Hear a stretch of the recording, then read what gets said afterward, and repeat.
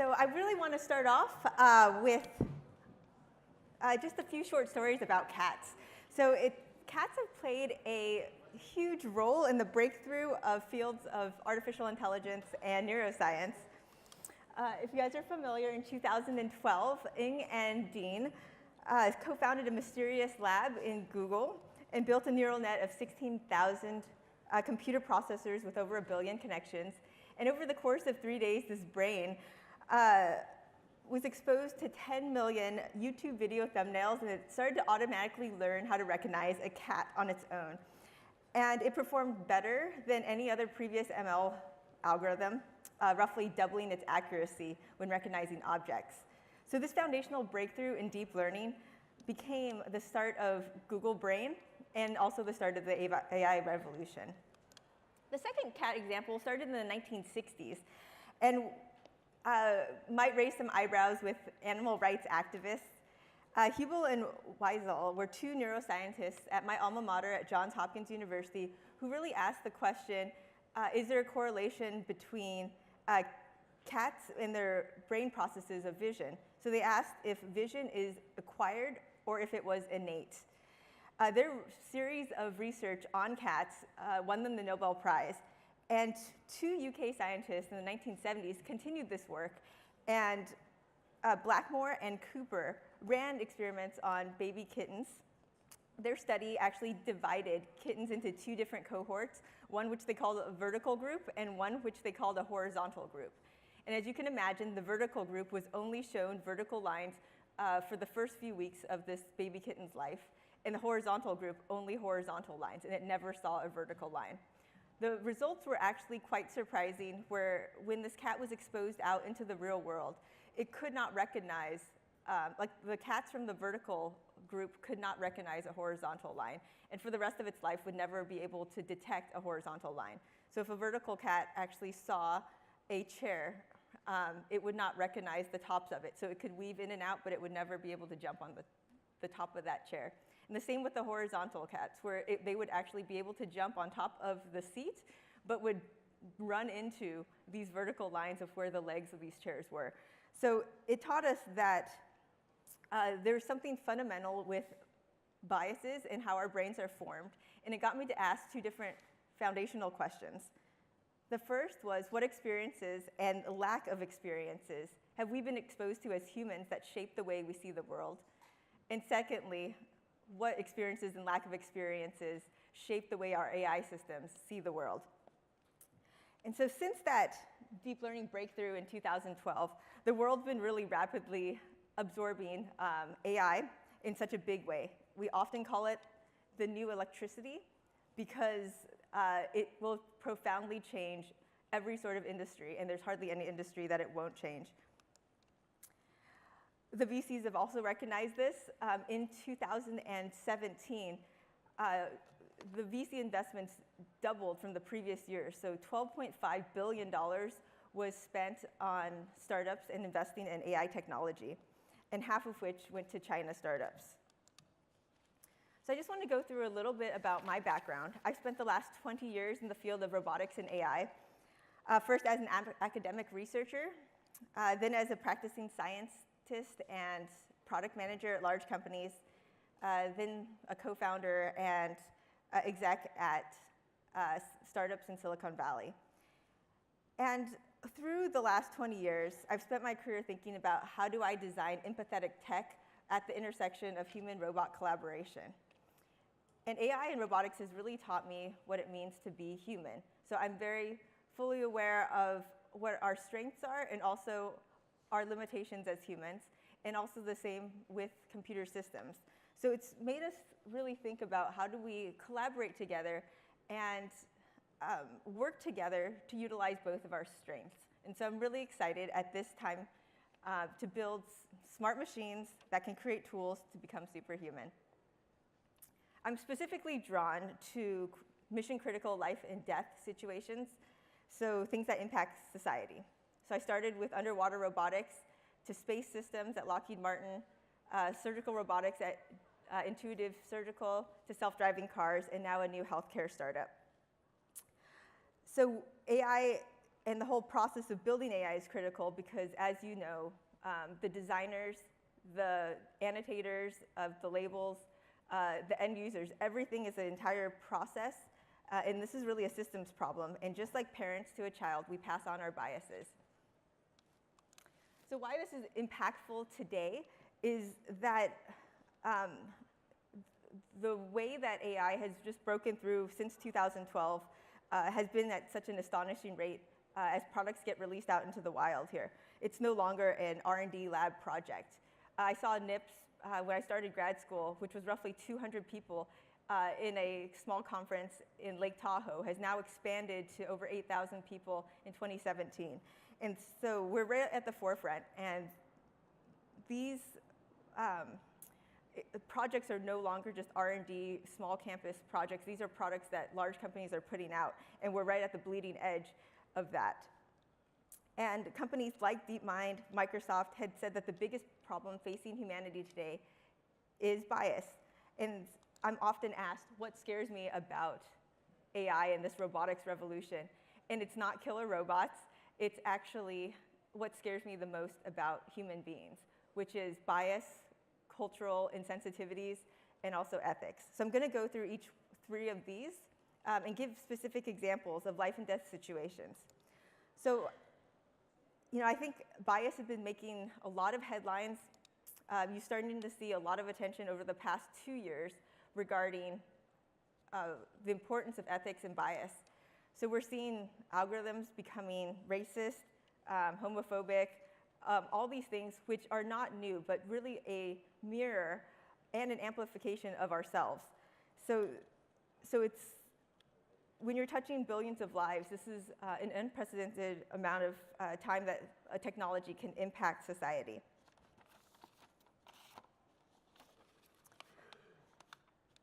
So certain examples of the largest problems is, you guys have heard examples of, for instance, women not being shown high-paying jobs through ads, and things that are harder to see, which is not through a human interface, such as Amazon not delivering to wealthier neighborhoods, and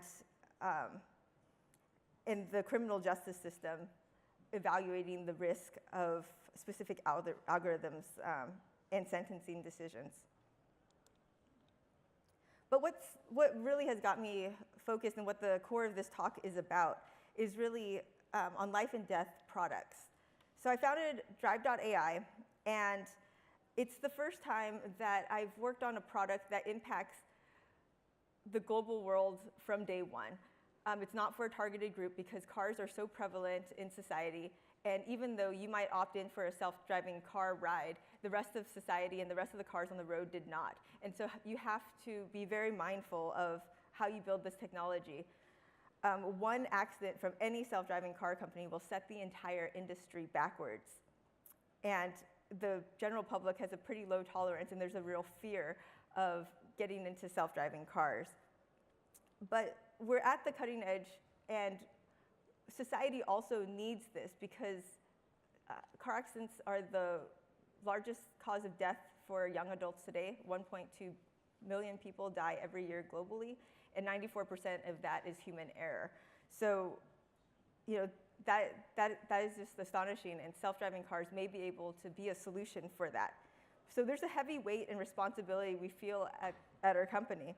And when we see big companies with strong AI teams and a lot of thought behind it still missing the mark and having blind spots, we have to be very careful moving forward.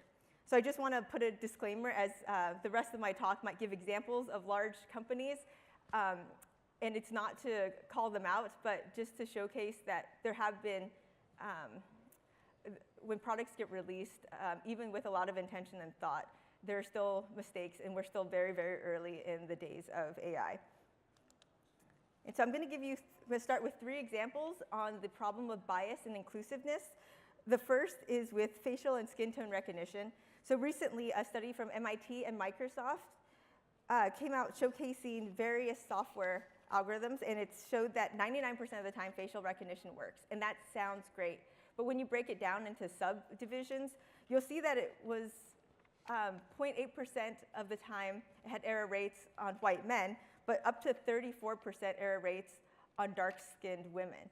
So for self-driving cars, that's not really acceptable. So if we were to drive at nighttime or at different times of the day where the lighting condition changes, we have to be very aware of every different types of situations. So we saw these type of errors happen with the Microsoft Kinect. We also saw it with the Apple Watch.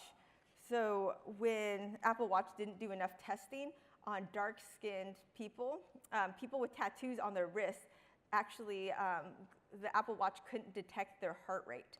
So that became a problem as well, and they had to do a recall. So the next section was on the natural language processing. So even when you're focused on a core group like children, the Hello Barbie still couldn't detect little children's voices. And I personally had an experience with the Microsoft speech recognition system. So as a graduate student, I had a really cool demo where I could activate the surgical robot to perform an automated task through voice command. And unfortunately, the Microsoft API system at that time couldn't quite recognize the pitch and tone of my voice. And I would purposely have to lower it like by an octave or so to try to activate it. But when we had wealthy donors come by, they couldn't have me do my silly voice. So we actually had to call in a male graduate student to activate and do my demo. So I think it's improved a lot since then, but that was just an example of these real products being out there that people have to use, and it was very difficult. So for a self-driving car, what would happen if you couldn't recognize the sounds of children playing on the street or someone trying to give a voice command screaming in the car? So I think these type of things are extremely important to get that natural language interface correct. You know, and I don't think that these type of biases are just particular to AI. I worked in automotive, which is an area that is also male-dominated, and crash test dummies, which were designed in the 50s, were mainly designed by men, and women were actually 47% more likely to get injured in case of an accident, and there was no consideration for pregnant women as well. And it was only until 2011 that crash test dummies with females were part of the system.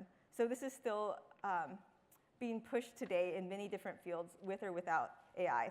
And when you're building something that impacts billions of people a day, inclusion matters from day one. The second area is on culture and building offensive products.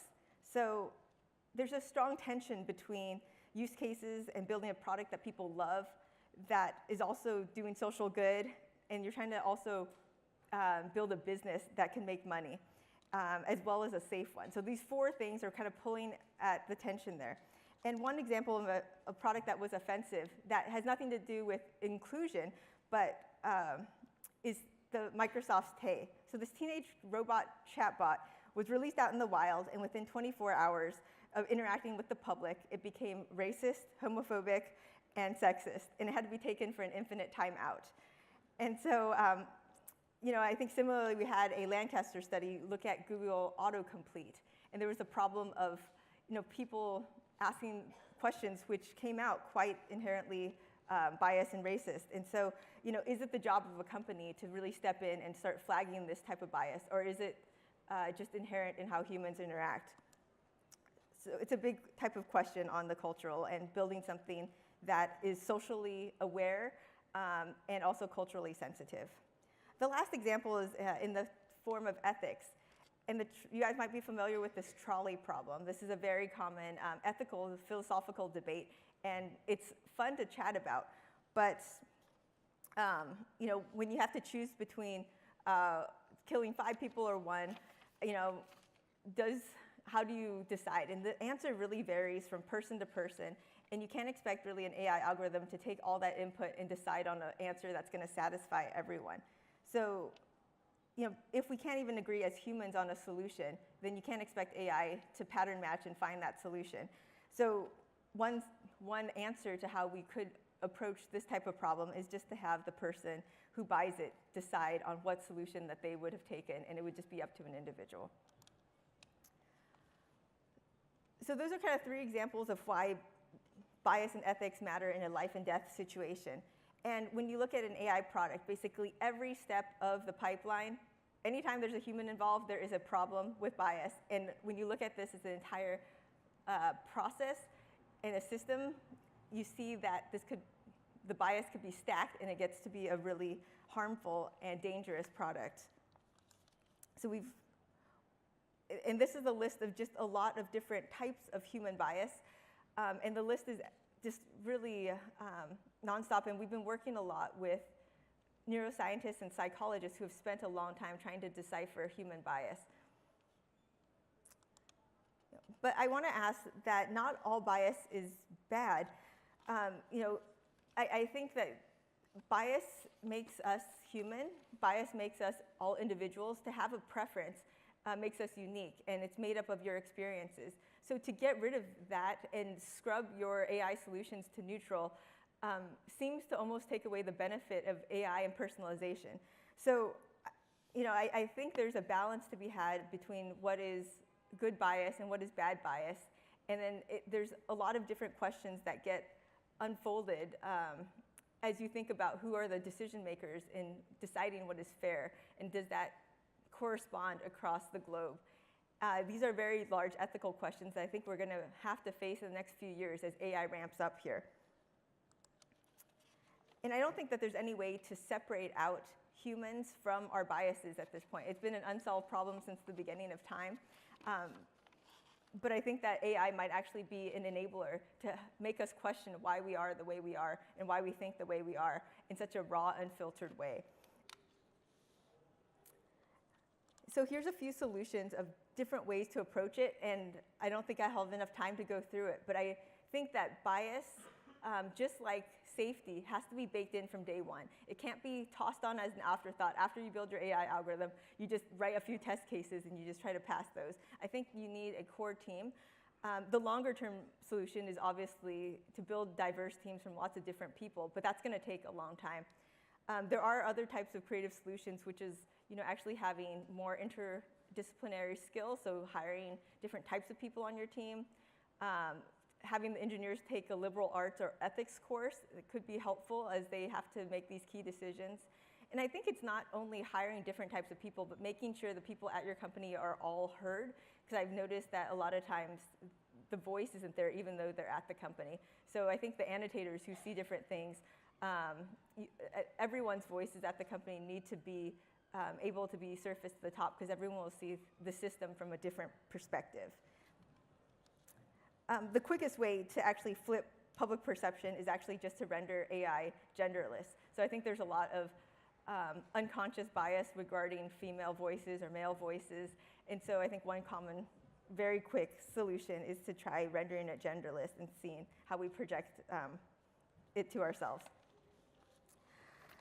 So I think this last bit is just, the more you dig into this issue, the more questions arise. And from things like, how do you track a data set through time? How do you form the right data set? How do you get annotators that aren't bored and making mistakes? Can you lower expectation and allow for mistakes in certain things? So all these questions are very tricky, and no one can be answered in isolation. And so what we have to do is, push AI not only for the limitations of our human intelligence, but also for human empathy. And hopefully our next breakthrough is in humanity, and AI will help us understand the problem of bias.